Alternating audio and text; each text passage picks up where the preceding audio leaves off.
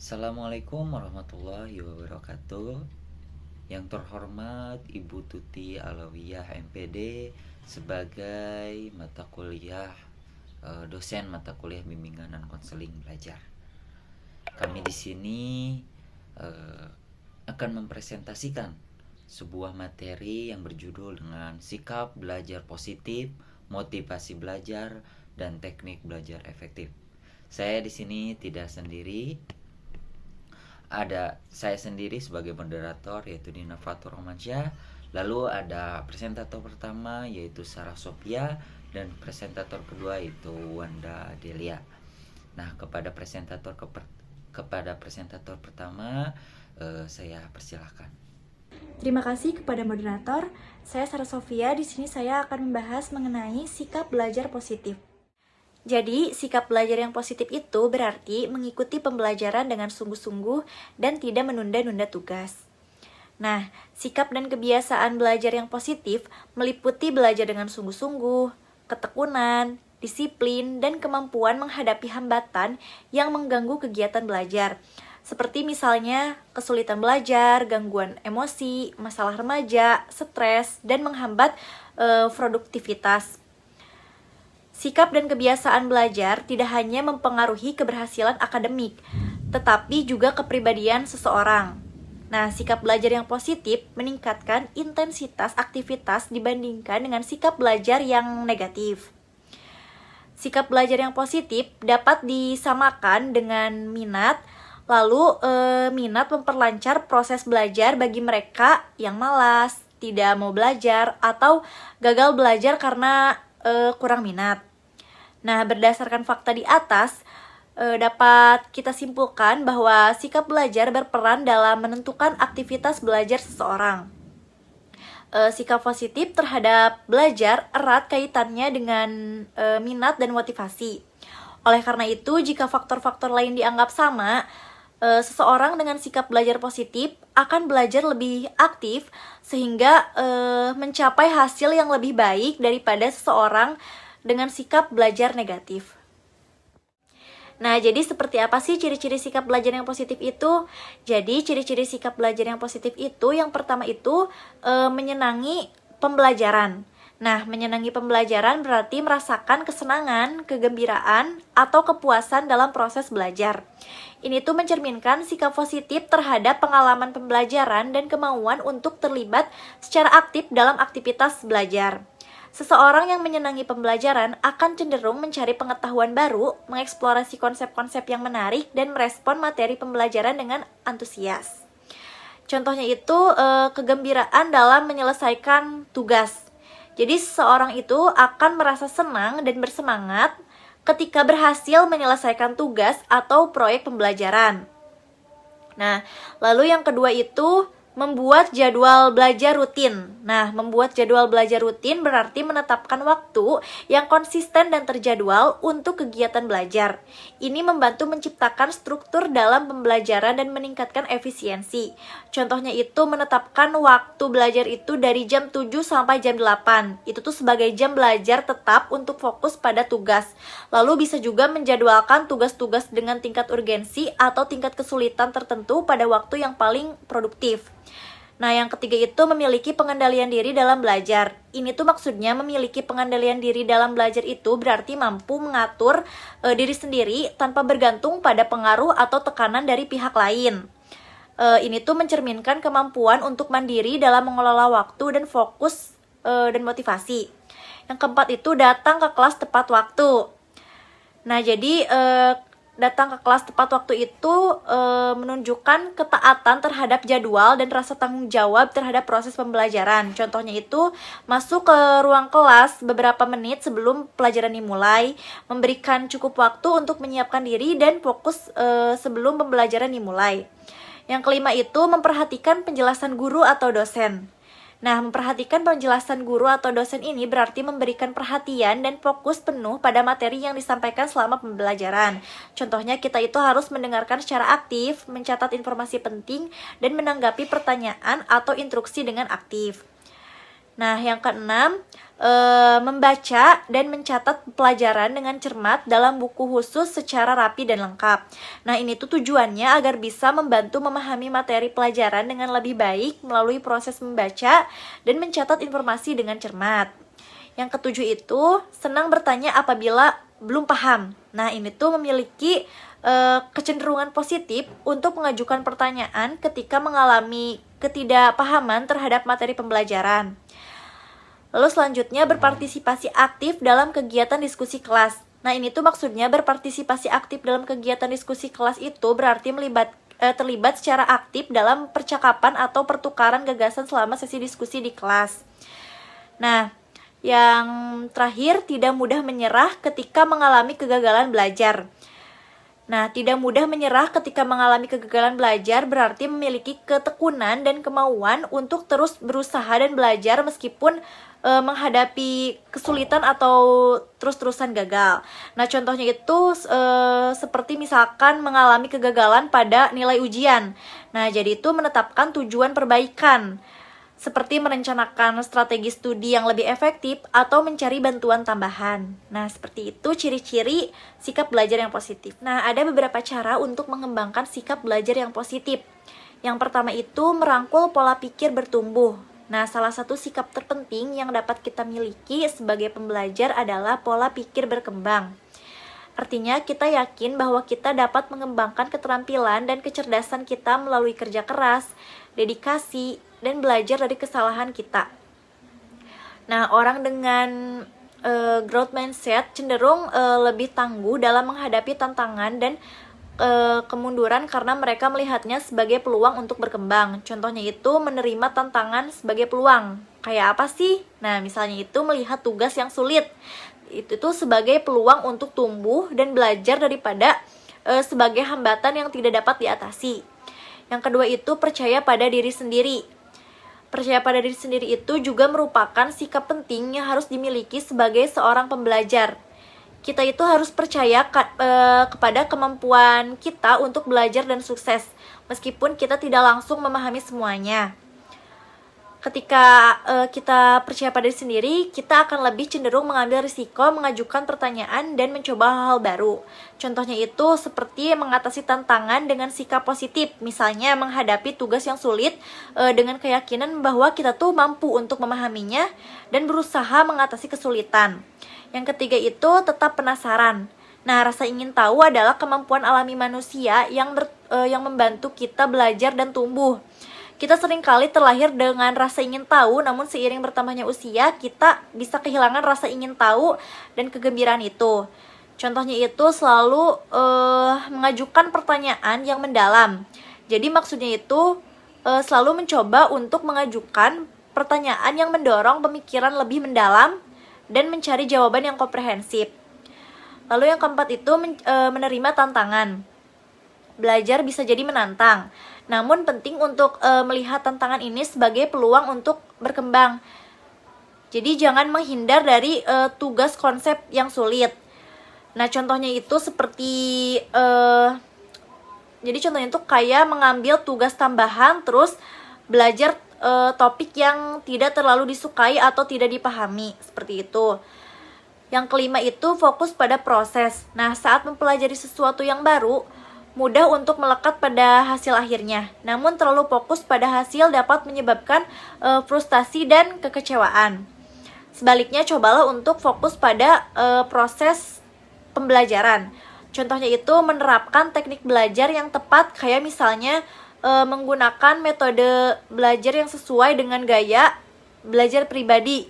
Seperti misalkan membuat catatan, membaca ulang, atau mengajarkan materi kepada orang lain.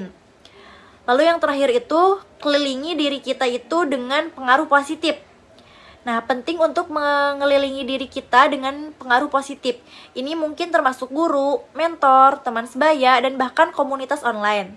Nah, carilah seseorang yang memiliki minat yang sama dengan kita dalam belajar dan dapat memberikan dukungan serta dorongan selama proses pembelajaran. Terima kasih. Terima kasih kepada presentator pertama telah mempresentasikan dengan cukup baik Dilanjut kepada presentator kedua, waktu dan tempat saya persilahkan. Terima kasih kepada moderator. Di sini saya Wanda Delia sebagai presentator kedua akan menjelaskan tentang definisi motivasi belajar, jenis-jenis motivasi, dan upaya meningkatkan motivasi belajar. Hasil belajar siswa ditentukan oleh motivasi siswa. Siswa yang mempunyai motivasi belajar tinggi cenderung memiliki prestasi akademik yang tinggi, sedangkan siswa yang motivasi belajarnya rendah cenderung mempunyai prestasi akademik yang rendah. Tingkat motivasi menentukan tingkat usaha dan semangat yang dikeluarkan seseorang dalam suatu aktivitas.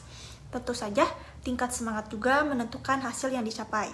Nah, motivasi belajar dapat diartikan sebagai suatu keadaan di mana seseorang merasakan adanya dorongan untuk melakukan sesuatu guna mencapai suatu tujuan. Motivasi datang baik dari dalam diri seseorang maupun dari luar diri seseorang tersebut. Nah, motivasi seseorang menentukan kualitas perilakunya, baik dalam belajar, bekerja, dan bidang kehidupan lainnya. Nah, selanjutnya ada jenis-jenis motivasi. Yang pertama, ada motivasi intrinsik yang berasal dari dalam diri individu. Misalnya, keinginan untuk memperoleh keterampilan tertentu, memperoleh informasi dan pemahaman, mengembangkan sikap terhadap kesuksesan, menikmati hidup, diterima oleh orang lain, dan sebagainya. Nah, yang kedua ada motivasi intrinsik, yaitu dihasilkan dari pengaruh luar pada individu. Contohnya seperti hadiah, pujian, ajakan, perintah, dan paksaan dari orang lain yang membuat orang ingin melakukan sesuatu dalam keadaan tersebut. Selanjutnya ada upaya meningkatkan motivasi belajar. Upaya meningkatkan motivasi belajar anak dalam kegiatan belajar di sekolah ada beberapa langkah yang dapat dilakukan oleh guru. Nah, yang pertama yaitu memberi angka. Angka-angka dalam hal ini melambangkan nilai dari kegiatan pembelajaran. Faktanya, banyak siswa yang ingin meraih angka dan nilai yang bagus. Oleh karena itu, siswa akan mengupayakan hasil yang baik. Angka yang baik merupakan hasil dari motivasi siswa. Angka-angka tersebut diharapkan tidak hanya dikaitkan dengan nilai kognitif, tetapi juga dikaitkan dengan nilai emosional. Yang kedua ada hadiah. Hadiah dapat menjadi motivator yang kuat. Jika siswa tertarik pada mata pelajaran tertentu yang diberikan, hadiah tidak harus besar atau mahal, namun dapat memberikan siswa kesenangan karena karyanya diakui. Kecuali pada setiap akhir semester, guru dapat memberikan penghargaan khusus lainnya seperti buku bacaan kepada siswa yang menepati peringkat 1-3. Yang ketiga ada kompetisi. Kompetisi baik secara individu maupun kelompok dapat menjadi sarana motivasi belajar. Sebab ketika ada kompetisi, siswa bisa terobsesi untuk meraih hasil terbaik. Guru mengadakan kompetisi antar siswa untuk meningkatkan prestasi belajarnya dan berusaha memperbaiki prestasi sebelumnya. Nah, yang keempat ada keterlibatan ego. Keterlibatan ego membuat siswa merasakan pentingnya tugas dan menyadarkan mereka untuk menerimanya sebagai tugas, sehingga kerja keras merupakan bentuk motivasi yang sangat penting. Siswa dapat terlibat secara kognitif dalam bentuk kerja keras seperti mencari cara untuk meningkatkan motivasi. Yang kelima ada memberi ulangan. Siswa belajar lebih giat jika mengetahui akan adanya ulangan. Namun, ulangan sebaiknya tidak dilakukan terlalu sering karena akan membosankan dan hanya sekedar rutinitas. Yang keenam, ada mengetahui hasil. Mengetahui hasil belajar dapat dijadikan sebagai alat motivasi. Mengetahui hasil belajarnya memotivasi siswa untuk belajar lebih lanjut. Selain itu, ketika siswa mengalami kemajuan dalam hasil pembelajarannya, mereka akan termotivasi untuk mempertahankan dan bahkan meningkatkannya. Pada pujian merupakan salah satu bentuk penguatan positif dan tentunya meningkatkan motivasi siswa. Selain itu, harus diberikan pada waktu yang tepat untuk menciptakan suasana menyenangkan, meningkatkan motivasi belajar, dan sekaligus memperkuat harga diri. Tentu saja itu adalah pujian yang membangun, dimulai dari hal kecil seperti memberikan tepuk tangan dan memberikan pujian kecil lainnya. Yang kedelapan atau yang terakhir ada hukuman. Hukuman merupakan salah satu bentuk reinforcement yang bersifat negatif. Namun, bila diberikan secara tepat dan bijaksana, dapat menjadi alat motivasi. Oleh karena itu, guru perlu memahami prinsip hukuman. Hukuman di sini harus bersifat mendidik, seperti menghafal, menjawab pertanyaan, dan merangkum. Tidak boleh melakukan tindakan fisik, seperti menyapu kelas, berdiri di depan kelas, atau berlarian di halaman sekolah, karena hal ini jelas akan mengganggu psikis siswa. Sekian pemaparan materi dari saya kembalikan kepada moderator. Baik, terima kasih kepada presentator kedua telah mempresentasikan dengan materi yang cukup baik. Nah, lalu saya di sini akan menjelaskan sebuah materi dengan judul teknik belajar efektif. Apa sih teknik belajar efektif itu? Yaitu proses belajar mengajar yang bukan saja berfokus kepada hasil yang dicapai oleh peserta didik, tetapi bagaimana proses pembelajaran yang efektif tersebut bisa menghasilkan sebuah pemahaman yang baik berupa kecerdasan, ketekunan, kesempatan, dan mutu dalam memberikan perubahan perilaku dan mengaplikasikannya dalam kehidupan mahasiswa di luar sana atau siswa-siswa di luar sana. Nah, pembelajaran yang efektif juga bisa melatih dan menanamkan sikap demokratis pada siswa dengan memberikan kebebasan kepada siswa untuk belajar dengan caranya mereka sendiri. Banyak cara-cara mereka di luar sana yang banyak kesamaan maupun kebedaannya. Nah, pembelajaran yang efektif juga dapat menciptakan lingkungan belajar yang nyaman, sehingga memberikan kreativitas siswa untuk memberikan atau menghasilkan belajar yang potensi yang sudah ada. Lalu mengajar juga agar ada tujuannya. Tujuannya itu pembelajaran yang menjadi efektif, dan metode-metode juga harus diterapkan sehingga proses pembelajaran yang diinginkan atau pembelajaran yang efektif itu tercapai. Jadi bimbingan guru diperlukan untuk meningkatkan metode pembelajaran yang efektif. Lalu selanjutnya adalah tujuan. Nah, tujuan dari belajar efektif ini yaitu membantu siswa untuk mengembangkan kemampuan berpikir kritis dan kreatif.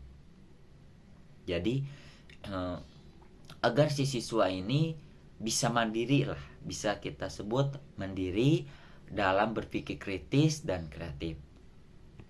Nah, ketika belajar juga dengan cara efektif, kita sebagai mahasiswa atau siswa bisa memperoleh pemahaman yang lebih mendalam tentang materi yang dipelajari dan dapat memecahkan masalah dan menghasilkan ide baru dengan lebih baik. Lalu ada cara belajar efektif. Nah, seorang siswa atau sebagai siswa, kita akan mempunyai hasil belajar yang akan baik jika cara belajarnya itu digunakan cukup efektif. Nah, adapun cara belajar yang efektif setidaknya ditentukan oleh yang pertama, belajar atau mengatur waktu belajar. Nah, salah satu masalah yang sering siswa atau mahasiswa yang sering dialami atau kesulitan yang sering dialami adalah mengatur waktu belajar. Banyak di luar sana maupun saya, jujur saya masih belum bisa profesional dalam mengatur waktu belajar. Nah, seorang siswa pun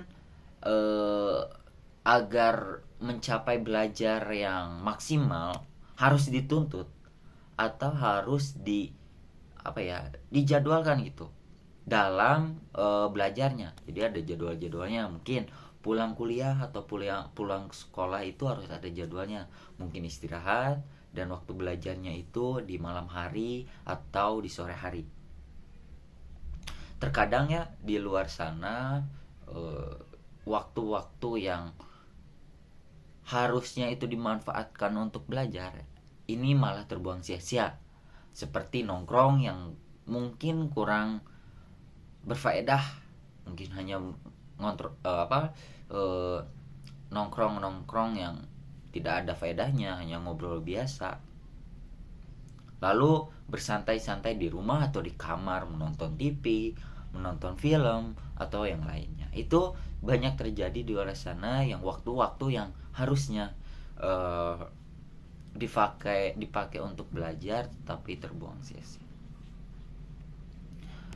Nah, agar siswa ini berpusat atau fokus pada waktu belajar, biasanya itu kita harus bisa ya membuat jadwal lah di kamar, mungkin membuat jadwal dari pagi sampai pagi lagi, dari bangun tidur, makan, kuliah, pulang kuliah, tidur, istirahat ataupun belajar. Nah, itu harus diperinci.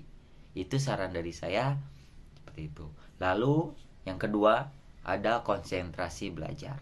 Nih, cara belajar efektif yang kedua adalah konsentrasi belajar. Nah, siswa ataupun mahasiswa pun dituntut untuk berkonsentrasi kepada satu titik atau satu tugas. Contohnya, kita sedang belajar tentang mata pelajaran IPA. Kita harus berfokus kepada IPA. Jangan sampai sedikit IPA, sedikit ke IPS. Itu jangan sampai. Kita harus fokus ke IPA sampai selesai.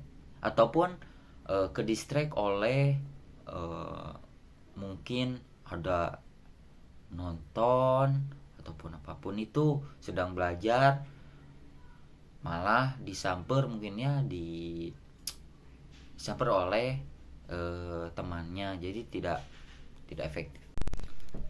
Oke, yang ketiga itu ada cicil pelajaran sedikit demi sedikit. Jadi dengan cara ini agar tidak terlalu banyak pelajaran dalam satu waktu.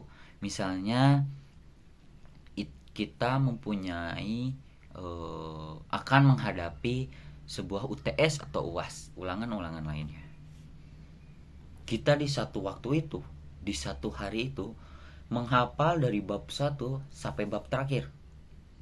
Itu cara yang salah.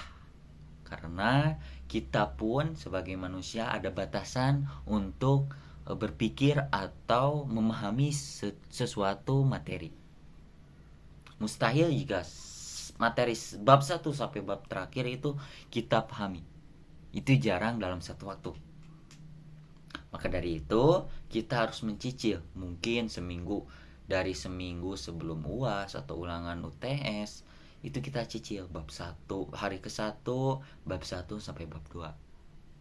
Bab 2 hari selanjutnya, bab 2 dan selanjutnya sampai selesai materi tersebut. Jadi jangan sampai dari awal bab sampai akhir itu kita pelajari dalam satu waktu. Itu tidak efisien. Oke, yang keempat itu cara mencari tempat belajar yang kita sukai atau kita nyaman.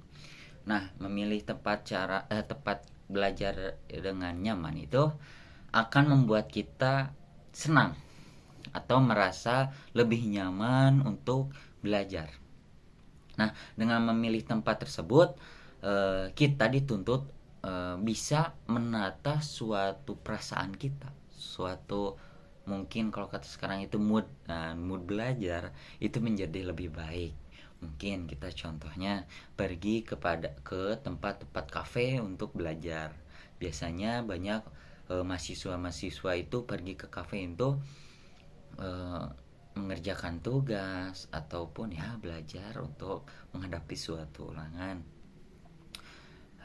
Mungkin ada cara, bukan tepat sih, lebih ke cara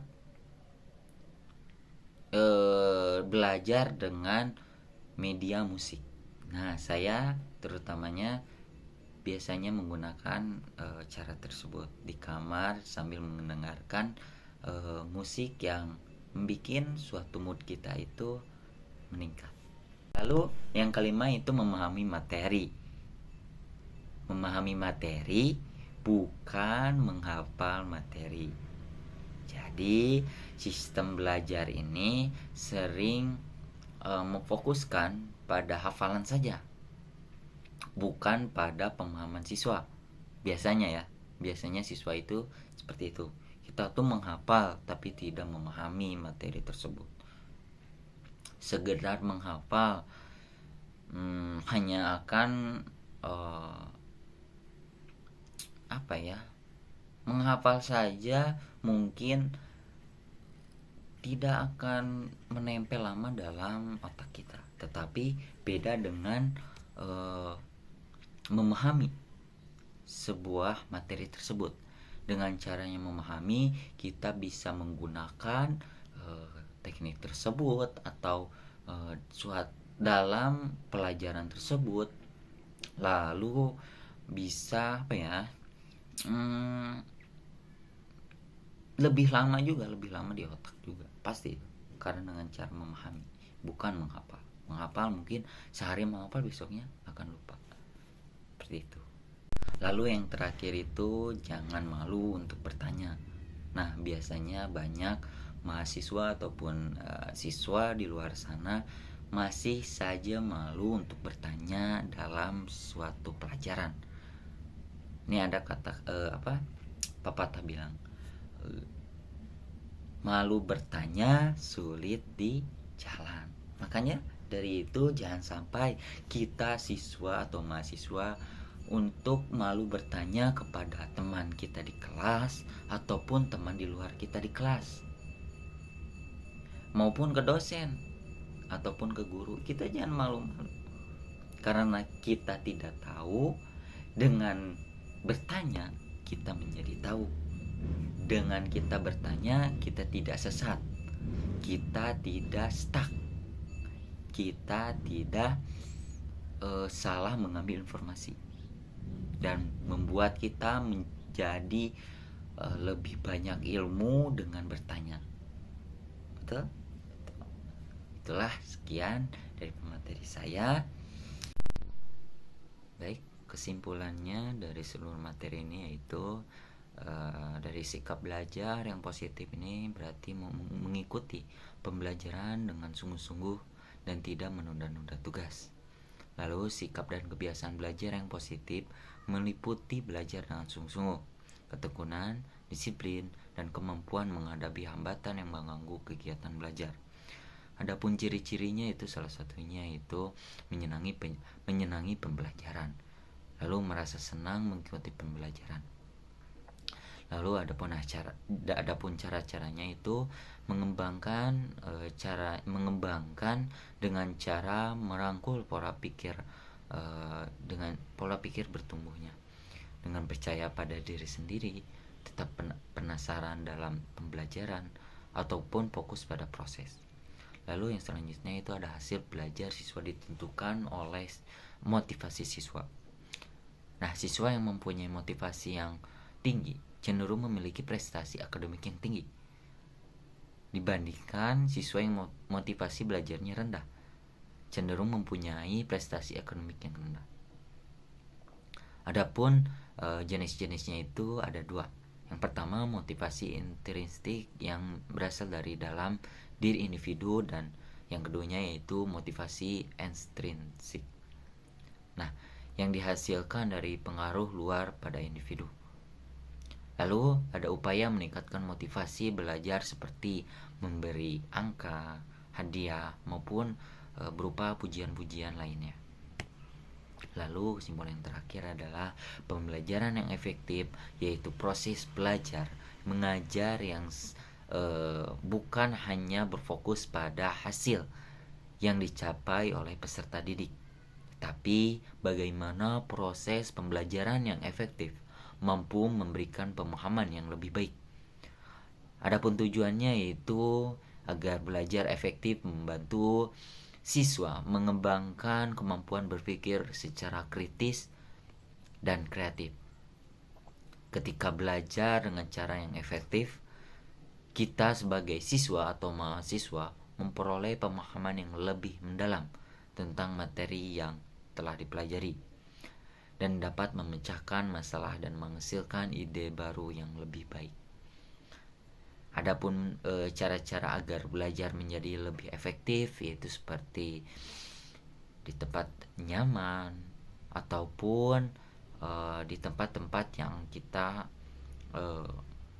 menambah mood untuk lebih banyak mencari ilmu. Seperti itu. Cukup sekian dari kelompok kami. Apabila ada perkataan dalam presentasi kali ini, saya mohon maaf yang sebesar-besarnya. Billahi taufiq wal hidayah. Assalamualaikum warahmatullahi wabarakatuh.